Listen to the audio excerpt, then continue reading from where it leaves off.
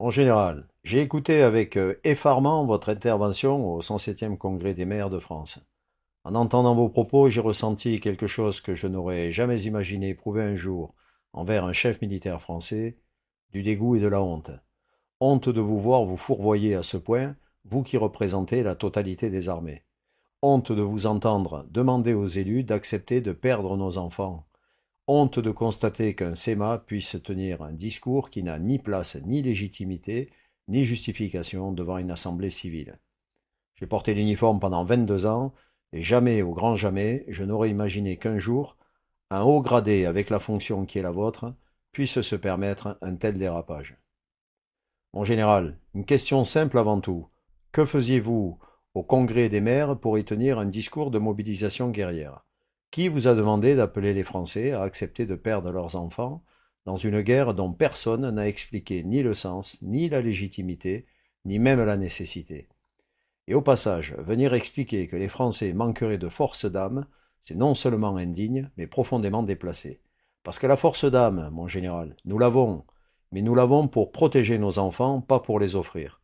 Nous l'avons pour défendre notre pays, pas pour servir des agendas obscurs.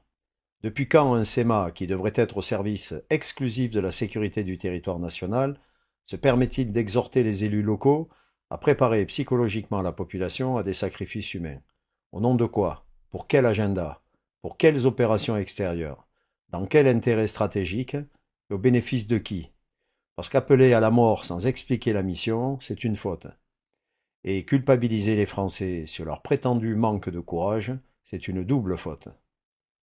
Mon général, personne n'a oublié que ce n'est pas à l'armée de préparer l'opinion, ce n'est pas à l'armée d'inventer une menace, et encore moins de normaliser l'idée que nos enfants pourraient être envoyés mourir dans des conflits qui ne sont pas les leurs. Votre rôle, c'est la défense du territoire, pas la construction d'un consentement émotionnel pour des choix politiques opaques, ni la culpabilisation des citoyens dont vous êtes censé assurer la sécurité. La force d'âme, ce n'est pas mourir sans raison. La véritable force d'âme, mon général, c'est refuser l'inacceptable. Et permettez-moi d'ajouter une chose, mon général. Avant de parler de force d'âme, regardons la réalité que vous connaissez parfaitement d'ailleurs. Nos armées sont exsangues. Les régiments manquent d'effectifs, de matériel, de pièces détachées. Les stocks stratégiques sont si bas qu'on parle dans vos propres cercles de quelques jours de munitions en cas de conflit de haute intensité. Des véhicules cannibalisés, des flottes aériennes en disponibilité minimale et une logistique cœur de toute capacité militaire à flux tendu. Alors comment osez-vous parler de sacrifice? Comment osez-vous préparer psychologiquement la nation à une guerre alors que vous n'avez même pas les moyens matériels de la mener? On ne demande pas au pays un effort sacrificiel quand l'État a laissé son propre outil de défense partir en lambeaux. La première force d'âme, mon général, aurait été déjà d'avoir le courage de dire la vérité au peuple. Nous ne sommes pas prêts, ni matériellement, ni stratégiquement, ni politiquement. Je vous le dis tout net, nous ne donnerons jamais nos enfants, ni pour une stratégie dictée depuis Bruxelles, ni pour les intérêts d'alliances qui nous dépassent, ni pour protéger les erreurs, l'irresponsabilité ou les provocations diplomatiques de dirigeants qui ont perdu tout contact avec la réalité française. Les Français n'accepteront pas une guerre qui ne les concerne pas, dont ils ne veulent pas, et qui serait menée contre leurs intérêts vitaux. Et ce refus, mon général, c'est précisément ça la force d'âme. La souveraineté nationale appartient au peuple, pas aux états-majors. La Constitution est claire, c'est la nation qui décide et elle ne vous a rien demandé.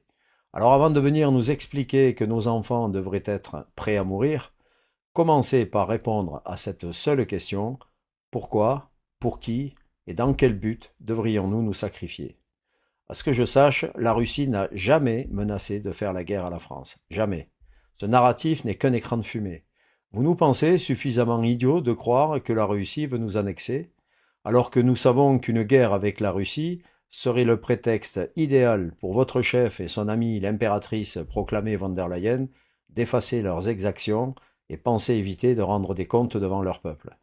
N'en croyez rien, parce qu'aujourd'hui, au risque de vous l'apprendre, la seule guerre que voient les Français, c'est celle qu'on mène contre eux, contre leur pouvoir d'achat, leur liberté d'expression, leur service public, leur sécurité et leur avenir par ceux mêmes qui vous ont envoyé faire le sale boulot. Nous n'avons pas de compte à rendre à des stratèges improvisés.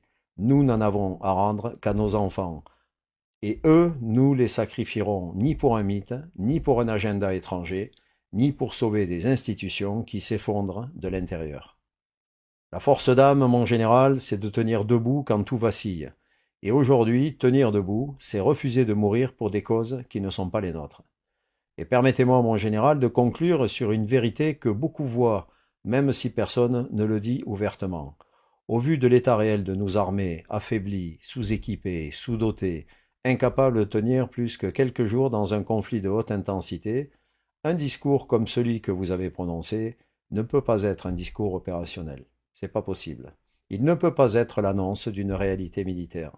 Parce que la réalité militaire, vous la connaissez mieux que quiconque, nous ne sommes pas prêts, comme je le disais précédemment. Alors, qu'est-ce qui reste? Une seule chose, la propagande. Ce que vous avez tenu au Congrès des maires, ce n'était pas un briefing militaire, c'était un discours psychologique, un discours conçu pour agir sur les émotions, pour installer de la tension, pour préparer les esprits ou pour justifier des décisions que personne n'ose présenter frontalement aux Français. Mais voilà le problème, mon général. La France ne supporte plus ce mode de communication. Depuis des années, on maintient nos concitoyens dans un climat de peur permanente. Peur sanitaire, peur énergétique, peur économique, peur sécuritaire et maintenant peur militaire. Et ce que vous n'avez pas compris, c'est que le ressort est cassé. Au lieu de mobiliser, votre discours exacerbe une colère déjà immense. Au lieu d'unir, il fracture davantage. Au lieu d'inspirer, il devient un symbole de morgue, de mépris et de déconnexion totale envers un peuple qui souffre déjà assez. Alors oui, mon général, les Français ont de la force d'âme, mais pas celle que vous appelez. Ils ont la force d'âme de refuser qu'on joue avec leur peur, ils ont la force d'âme de refuser qu'on manipule leurs émotions, ils ont la force d'âme de protéger leurs enfants, leur pays, leur souveraineté. Et cette force d'âme-là, vous ne l'étoufferez plus. Parce que la France ne veut plus de discours qui menacent, qui culpabilisent ou qui terrorisent. Les Français veulent des responsables qui respectent leur souveraineté et qui servent la nation au lieu de la sermonner. Alors pour terminer, s'il vous reste un gramme d'honneur militaire, vous devriez faire ce qui s'impose aux yeux de beaucoup d'entre nous, démissionner et faites preuve à votre tour de force d'âme.